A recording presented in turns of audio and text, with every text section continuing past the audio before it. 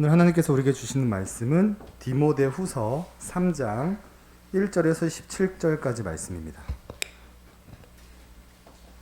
디모데후서 3장 1절에서 17절까지 말씀, 신약성경 345쪽에 기록되어 있습니다.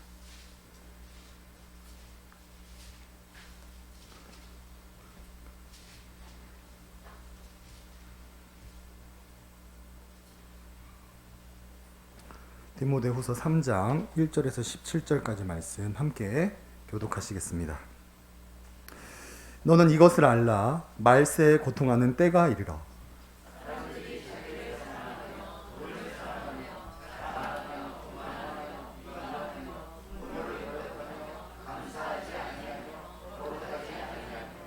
무정하며 원통함을 풀지 아니하며 모함하며 절제하지 못하며 사나우며 선한 것을 좋아하지 아니하며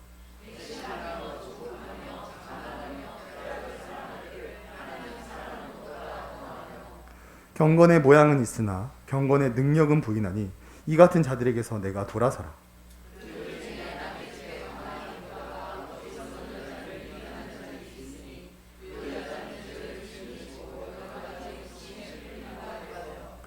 항상 배우나 끝내 진리의 지식에 이를 수 없느니라.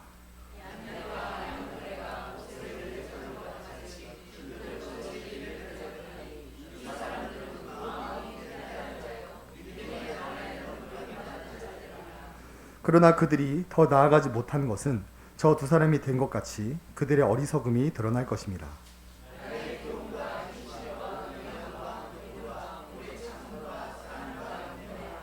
박해를 받음과 고난과 또한 안디옥과 이고니온과 루스드라에서 당한 일과 어떠한 박해를 받은 것이 내가 과연 보고 알았거니와 주께서 이 모든 것 가운데 나를 건지셨느니라.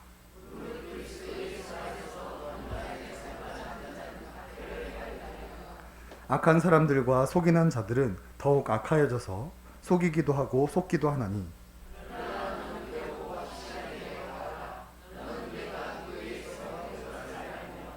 또 어려서부터 성경을 알았나니 성경은 능히 너로 하여금 그리스도 예수 안에 있는 믿음으로 말미암아 구원에 이르는 지혜가 있게 하느니라.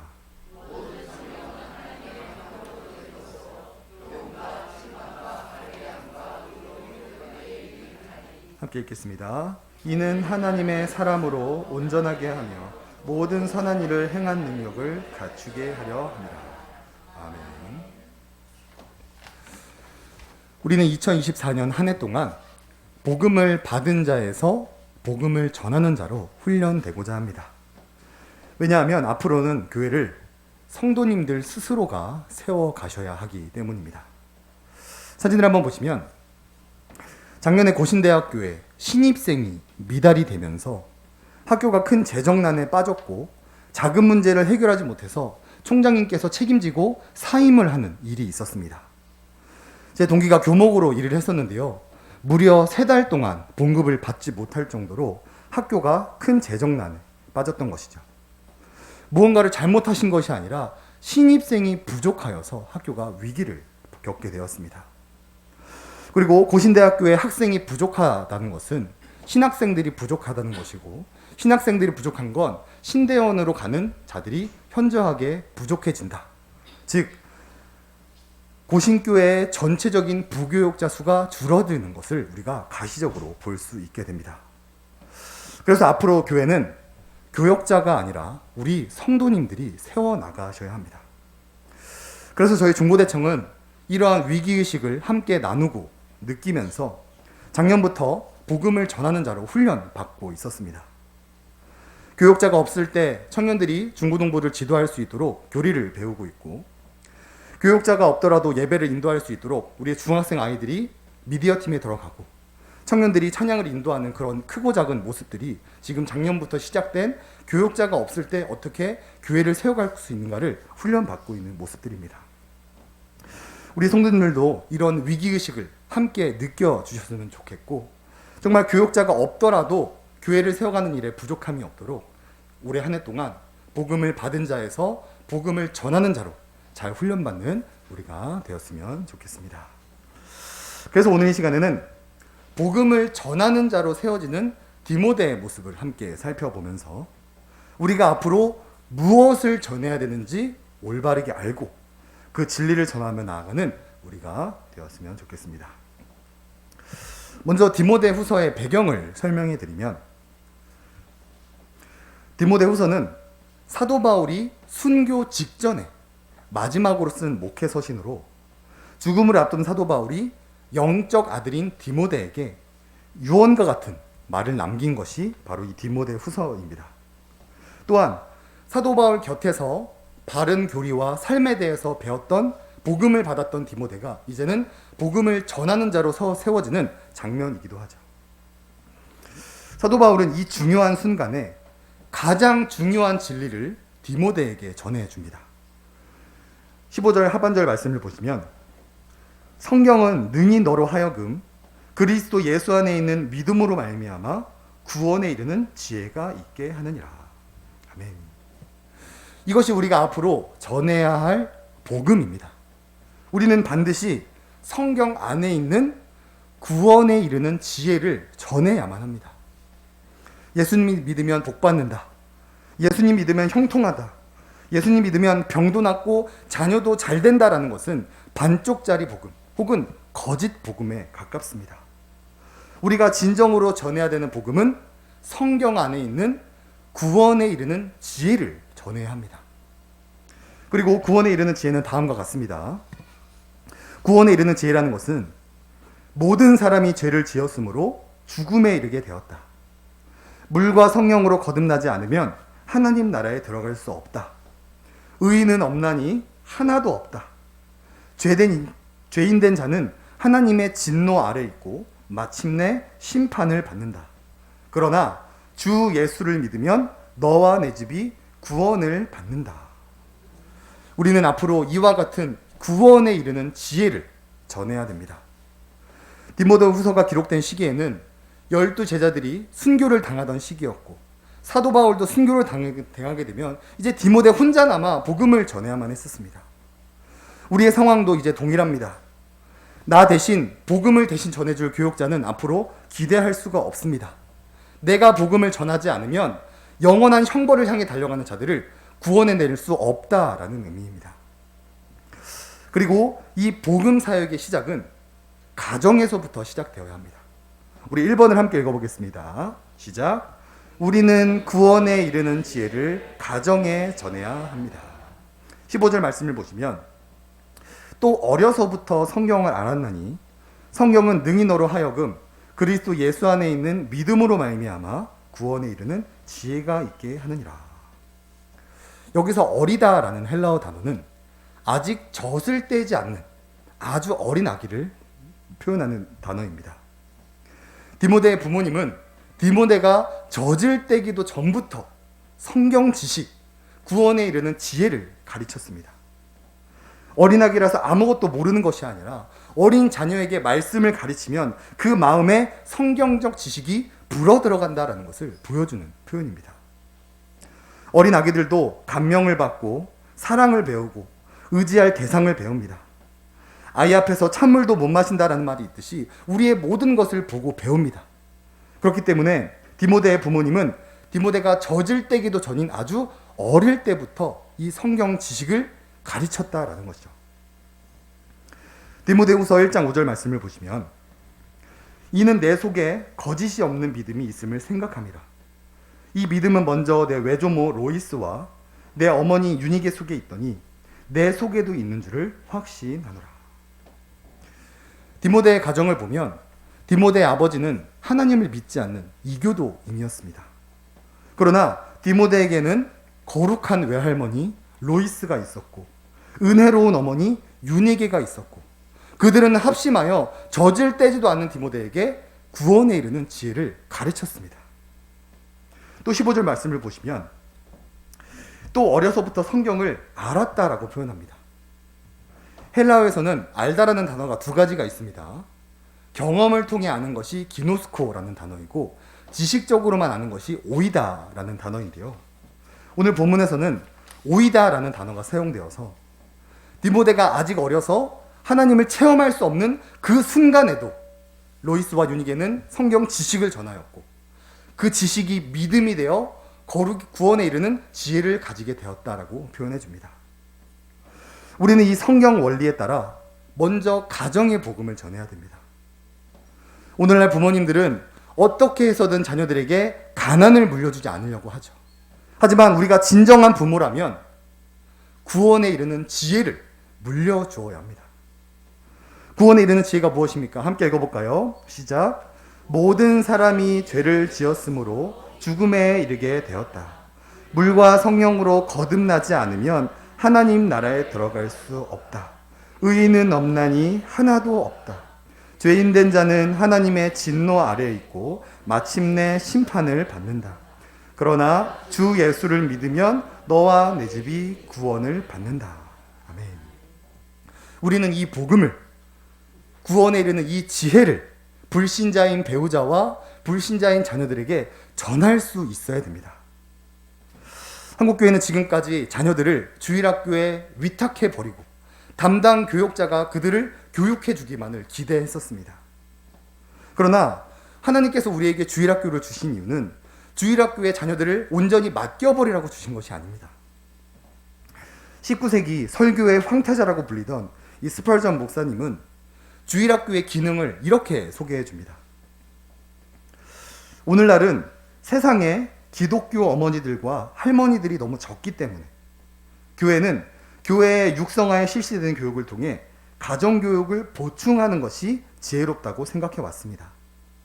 교회는 어머니 같은 관심을 갖고 그런 부모를 갖지 못한 아이들을 돌봅니다. 저는 이것을 매우 축복된 제도라고 생각합니다. 스펄전 목사님은 주일학교를 매우 축복된 제도라고 생각했습니다. 왜냐하면 부모가 불신자여서 성경으로 양육받지 못하는 자들을 주일학교가 돌봤기 때문입니다.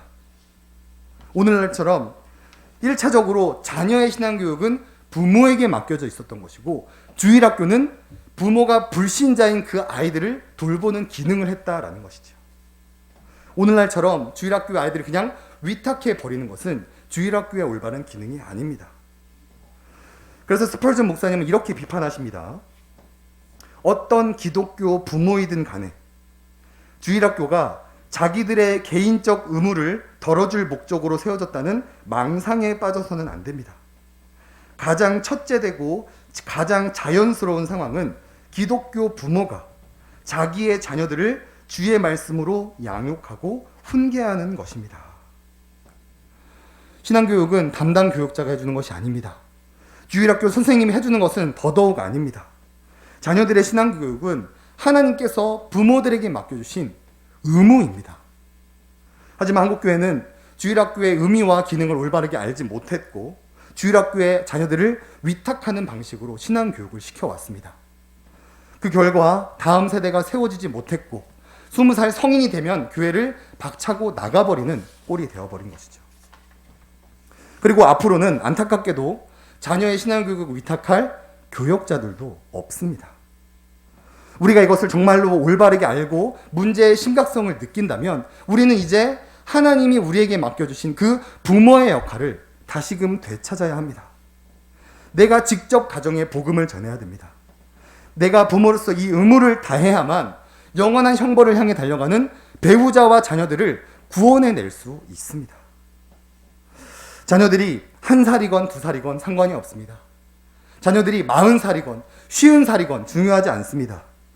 영생의 문제를 해결할 수 있는 방법은 부모된 우리가 직접 가정에 구원에 이르는 지혜를 전해야만 나의 배우자, 나의 자녀들, 나의 손자들이 영생을 얻을 수 있게 됩니다.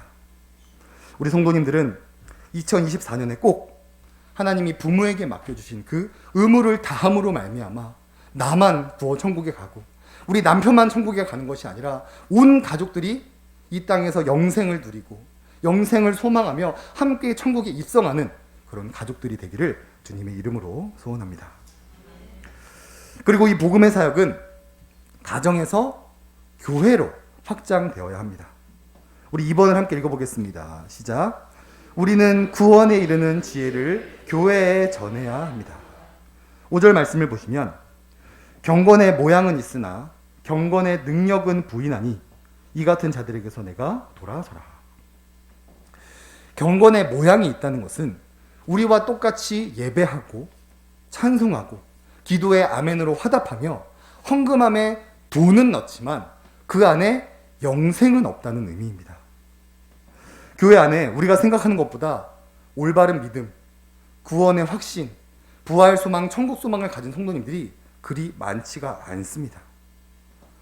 우리는 흔히 교회 출석 잘하고 헌금 생활 잘하고 봉사 잘하는 것을 믿음이 좋다라고 생각하지만 사실 그런 외적인 것과 영생은 별개의 문제입니다. 그래서 저는 사람을 만날 때마다 이런 질문을 합니다.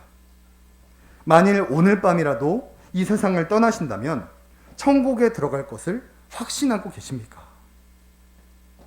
이 질문을 해보면 상대방이 어떤 믿음을 가지고 있는지 알 수 있게 됩니다. 정말로 예수님을 믿기 때문에 구원에 확신이 있는 건지, 아니면 자기의 의를 자랑하고 구원받기 위해 봉사를 하고 영생에 대해 관심이 없지만 그냥 교회에 차 마시려고 오는 사람인지 이 질문을 통해 분별할 수 있게 됩니다. 이런 것들을 바라보다 보면 정말로 교회 안에도 영생의 길이 아니라 영벌의 길을 걸어가는 사람들이 얼마나 많은지 모릅니다. 우리는 그렇기 때문에 그들에게도 구원에 이르는 지혜를 전해야만 합니다. 지금까지는 담임 목사님과 부교역자들이 이 일을 대신해 주었지만 앞으로는 이 사역을 우리가 감당해야 됩니다. 꺼진 불도 다시 보듯이 우리 성도님들이 정말 구원에 이르는 지혜를 가지고 있는지, 혼합주의, 행위구원에 빠져 있는 것은 아닌지 끊임없이 묻고 끊임없이 복음을 전하고 끊임없이 그들의 신앙 고백을 확인해 줄 알아야 됩니다. 우리 성도님들 오늘 기도회를 마치고 집에 돌아가서 배우자와 자녀들에게 이 구원에 이르는 지혜가 있는지 한번 확인해 보시기 바랍니다. 이번 주 구역 모임 할 때 우리 구역 식구들이 정말로 구원에 이르는 지혜가 있는지 한번 확인해 보시기 바랍니다. 저 사람은 믿음이 있는 줄 알았는데 정말 행위 구원이었구나.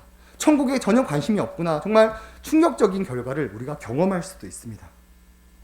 정말 그렇게 경건의 모양은 있으나 경건의 능력이 없는 자들이 우리 주변에 있다면 오늘 배운 말씀처럼 우리는 구원에 이르는 지혜를 전해줄 수 있어야 됩니다. 이것이 앞으로 교역자가 없어지는 한국교회에 성도들이 담당해야 될 사명이기 때문에 이것을 꼭 기억하여서 오늘 돌아가셔서 배우자와 자녀들이 구원에 이르는 지혜가 있는지 이번 주일에 구역 식구들에게 한번 질문을 하여서 우리 주변에 어떤 안 좋은 상태에 있는지를 한번 확인해보는 우리가 되었으면 좋겠습니다. 마지막으로 복음 사역은 교회에서 세상으로 확장되어야 합니다. 우리 3번을 읽어보겠습니다. 시작. 우리는 구원에 이르는 지혜를 세상에 전해야 합니다. 2절에서 4절 말씀을 보시면 사람들이 자기를 사랑하며 돈을 사랑하며 자랑하며 교만하며 비방하며 부모를 거역하며 감사하지 아니하며 거룩하지 아니하며 무정하며 원통함을 풀지 아니하며 모함하며 절제하지 못하며 사나우며 선한 것을 좋아하지 아니하며 배신하며 조급하며 자만하며 쾌락을 사랑하기를 하나님 사랑하는 것보다 더하며. 세상 사람들은 지금 잘못된 것을 사랑하고 있습니다. 하나님을 사랑하지 않고 자기를 사랑하고 돈을 사랑하고 쾌락을 사랑하고 있습니다. 그런데 그들이 모르는 것이 하나 있습니다. 바로 예수님이 다시 오셔서 이 세상을 심판하신다는 사실입니다. 디모데후서 4장 1절에서 2절 말씀을 보시면 하나님 앞과 살아있는 자와 죽은 자를 심판하실 그리스도 예수 앞에서 그가 나타나실 것과 그의 나라를 두고 엄히 명하노니 너는 말씀을 전파하라. 때를 얻든지 못 얻든지 항상 힘쓰라. 범사의 오래 참음과 가르침으로 경책하며 경계하며 권하라. 세상 사람들은 죽음에 대해서 전혀 생각하지 않습니다. 마치 죽음은 나와 관련이 없는 것처럼 살아갑니다. 그렇기 때문에 이 땅에서 잘 먹고 잘 사는 일에만 집중하며 살아갑니다. 하지만 성경은 우리에게 무엇이라고 말합니까? 한 번 죽는 것은 정해진 것이요 그 죽음 이후에 하나님의 심판이 있다. 또 오늘 본문에서는 예수님께서 재림하셔서 살아있는 자와 죽은 자를 심판하신 그 때가 있다라고 우리에게 분명히 말해줍니다.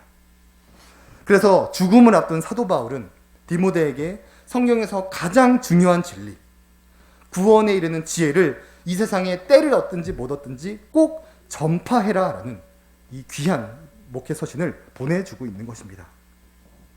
저는 우리의 소망교회가 때를 얻든지 못 얻든지 이 구원에 이르는 지혜를 전하는 교회가 되었으면 좋겠습니다.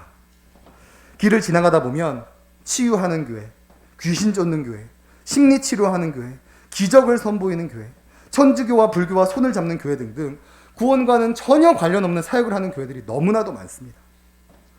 저는 방언기도를 하지만 성도님들에게 방언기도하라고 한 번도 말한 적이 없습니다. 왜냐하면 우리가 해야 되는 일은 방언기도하는 방법을 가르치는 것이 아니라 구원에 이르는 지혜를 전하는 것이 우리의 사명이기 때문입니다. 저는 또한 하나님으로부터 많은 질병을 치유받았습니다. 하지만 병고침에 대한 설교는 전혀 하지 않습니다. 왜냐하면 우리가 해야 되는 것은 의사 역할이 아니라 구원에 이르는 지혜를 전하는 것이 우리의 사명이자 우리의 본분이기 때문입니다. 우리 성도님들도 언제 어디서나 때를 얻든지 못 얻든지 이 구원에 이르는 지혜를 전해주시기 바랍니다. 가정에서도 교회에서도 세상에 나가서도 성경에서 가장 중요한 이 구원에 이르는 진리를 전파함으로 말미암아 다른 교회들은 전혀 하지 않는 많은 영혼들을 구원하고 하나님 품에 안기어서 잘하였다 충성된 종아 칭찬받는 그런 예수만 교회를 우리가 앞으로 세워가는 우리가 되기를 주님의 이름으로 소원합니다. 말씀을 맺겠습니다. 한국교회는 지금까지 교역자를 중심으로 교회를 세워왔습니다. 담임 목사가 은퇴하면 또 다른 담임 목사가 세워지고 부교역자가 떠나면 또 다른 교역자가 그 자리를 채워왔습니다. 그러나 앞으로 우리는 이런 모습들을 기대할 수가 없습니다. 이미 부교역자는 급감한 상태이고 2030년이 되면 담임 목사도 부족해져서 담임 목사가 두세 교회를 섬겨야만 된다라는 것이 뉴스 기사들에 나오고 있습니다. 이런 상황에서 우리가 무엇이 훈련이 되어야 될까요? 복음을 받은 자에서 스스로 복음을 전하는 자로 훈련이 되어야 됩니다. 또 우리가 무엇을 전해야 될까요? 성경 안에 있는 구원에 이르는 지혜를 전해야 합니다. 또 이것을 어디서부터 전해야 될까요? 가정에서, 교회에서, 세상으로 전하는 우리가 되어야만 합니다. 마지막으로 우리가 전해야 될 이 구원에 이르는 지혜를 고백하고 말씀을 마치겠습니다. 시작. 모든 사람이 죄를 지었으므로 죽음에 이르게 되었다. 물과 성령으로 거듭나지 않으면 하나님 나라에 들어갈 수 없다. 의인은 없나니 하나도 없다.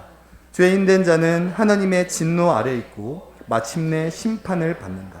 그러나 주 예수를 믿으면 너와 내 집이 구원을 받는다. 아멘. 제 동기들은 우리가 담임이 될 때쯤이면 부교육자는 없다. 어떻게 성도들을 훈련시켜서 함께 복음을 전할 수 있을까를 지금 20년 전부터 고민하고 있습니다.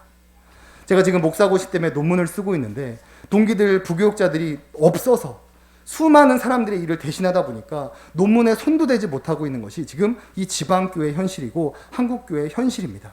우리가 이것을 안다면, 이 문제를 정말 우리가 직시한다면 이 구원에 이르는 지혜를 우리 스스로가 가정과 교회와 세상에 전하는 대로 잘 훈련되어서 이 세상에 어떠한 상황이 일어나도 이 교회의 사명을 잘 감당하는 우리의 소망교회가 되기를 우리가 지금 함께 기도하며 나아갔으면 좋겠습니다.